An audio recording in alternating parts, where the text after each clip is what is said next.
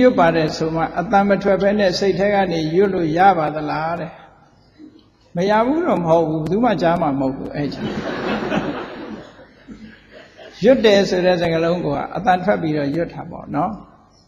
အဲ့တော့အဲ့ဒါကြတော့အာယုံပြုတာလို့ပဲဖြစ်မယ်ပရိတ်ကူပရိတ်ရွတ်တယ်လို့ခေါ်လို့မရဘူးအဲ့တော့ပရိတ်ရွတ်ရင်တော့နည်းနည်းအတန်လေးတော့ထုတ်ရွတ်ပါဒါမှဘေးလူကြားလို့ရမှာပေါ့နော်ရွတ်တယ်ဆိုတဲ့စကားလုံးကတော့နှလုံးသွင်းတာကြတော့သူကစိတ်ကနေပြီးတော့နှလုံးသွင်းတာ